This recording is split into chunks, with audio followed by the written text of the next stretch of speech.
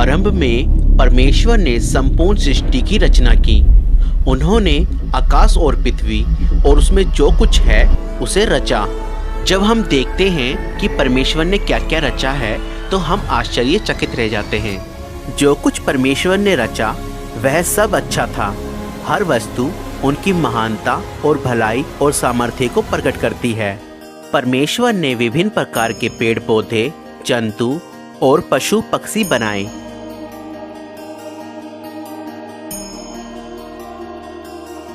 तब उन्होंने मिट्टी लेकर पहले मनुष्य को बनाया और उसके नथनों में जीवन फूंका। पूरी हो जाए,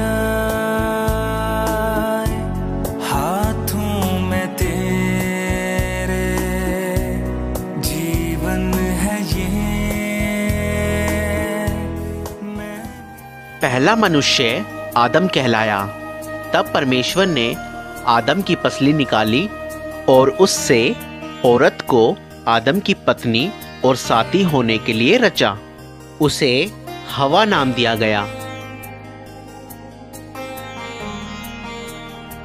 परमेश्वर ने अपने स्वरूप में स्त्री और पुरुष को रचा। वह बगीचे में आनंद से उनकी उपस्थिति में रहते थे जो परमेश्वर ने उनके लिए रचा था।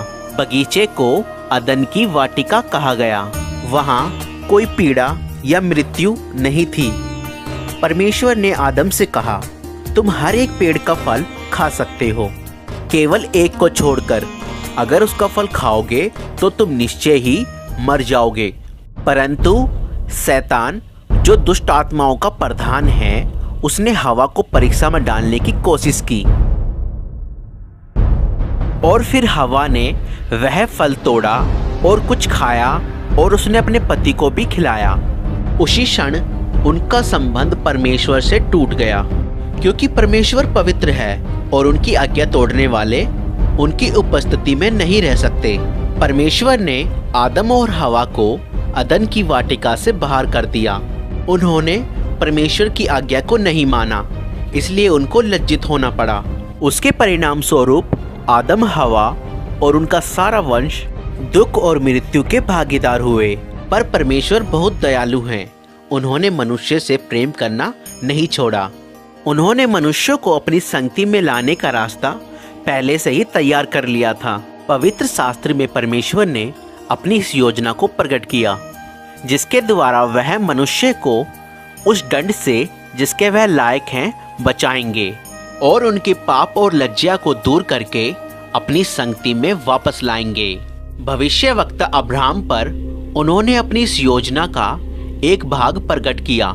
अब्राहम ने परमेश्वर पर विश्वास किया और उनका आदर किया।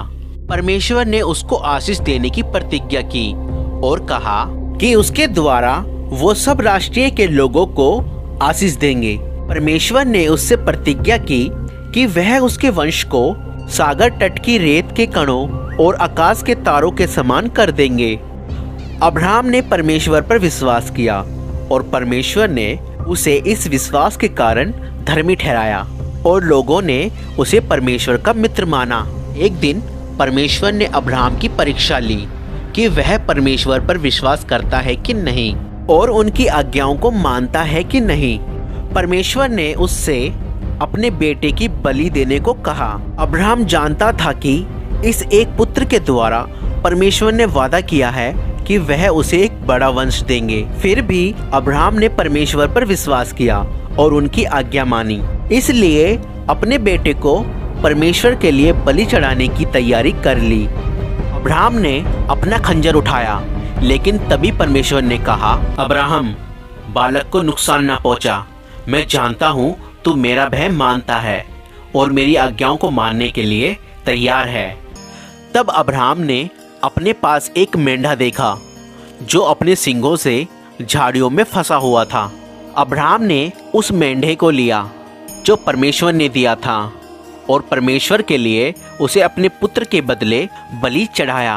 जब परमेश्वर ने अब्राहम के बेटे की जगह मेंढा उपलब्ध कराया, उन्होंने लोगों के लिए अपने महान प्रेम को प्रकट किया। उनका प्रेम उस अच्छे पिता के प्रेम जैसा है जो अपने पुत्र से प्रेम रखता है। इस घटना के द्वारा परमेश्वर ने ये प्रकट किया वह मनुष्यों के बदले एक बलि उपलब्ध कराएंगे। बहुत समय पहले परमेश्वर ने भविष्यवक्ताओं पर यह प्रकट किया कि वह एक पाप रहित व्यक्ति को आदम के वंशजों के बदले मरने के लिए भेजेंगे और लोगों के पाप और लज्जा को दूर करेंगे एक महान बलिदान के द्वारा। वह उनके लिए जो उन पर विश्वास करेंगे एक मार्ग तैयार करेंगे कि वह परमेश्वर के साथ हमेशा के लिए मेल मिलाप से रह सकें। भविष्यवक्ताओं ने इस व्यक्ति को मसीह कहा। उन्होंने कहा परमेश्वर मसीह को अपने लोगों को बचाने के लिए भेजेंगे और वह उनके राजा होंगे और परमेश्वर के नाम पर हमेशा उन पर राज्य करेंगे। मसीह के कई सौ साल आने से पहले भविष्यवक्ताओं ने बताया कि मसीह क्या क्या करेंगे और उनके साथ क्या होगा। भविष्यवक्ता दाऊद ने कहा परमेश्वर मसीह के बारे में ये घोषणा करेंगे कि तू मेरा पुत्र है। यशाया भविष्यवक्ता ने कहा कि एक कुंवारी गर्भवती होगी और एक पुत्र उत्पन्न होंगे। उनका वो पुत्र परमेश्वर का अनंत वचन होगा जिसे परमेश्वर ने कुंवारी के गर्भ से मनुष्य के रूप में संसार के सम्मुख प्रकट करने के लिए भेजा। भविष्यवक्ताओं ने यह भी लिखा कि मसीह का जन्म बैतलहम में होगा। उन्होंने भविष्यवाणी की कि वह यरूशलेम में उनके राजा के रूप में प्रवेश करेंगे। उन्होंने ये भी लिखा कि 30 चांदी के टुकड़ों के बदले उनका एक नजदीकी मित्र उनको धोखा देगा।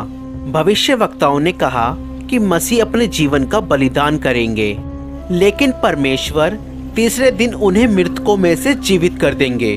भविष्यवक्ताओं ने मसीह को मनुष्य का पुत्र कहा और बताया कि वह दोबारा आएंगे बादलों पर और परमेश्वर की उपस्थिति में प्रवेश करेंगे और परमेश्वर उन्हें सब लोगों और राष्ट्रों के ऊपर हमेशा के लिए अधिकार देंगे।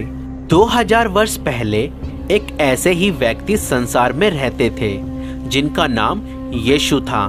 क्या यीशु का जीवन उन सब बातों को जो भविष्यवक्ताओं ने मसीह के बारे में कही पूरा करता है?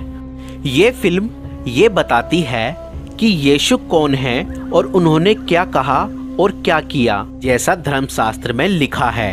इस फिल्म में एक 3D कैरेक्टर ने यीशु का पात्र निभाया है।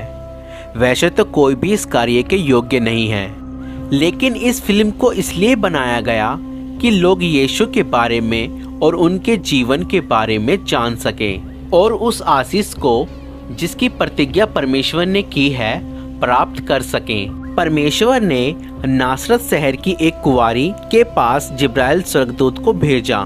उस कुंवारी का नाम मरियम था। भयभीत ना हो मरियम, आप पर परमेश्वर का अनुग्रह हुआ है।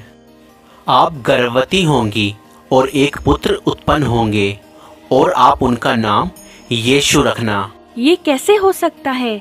मैं तो कुंवारी हूँ।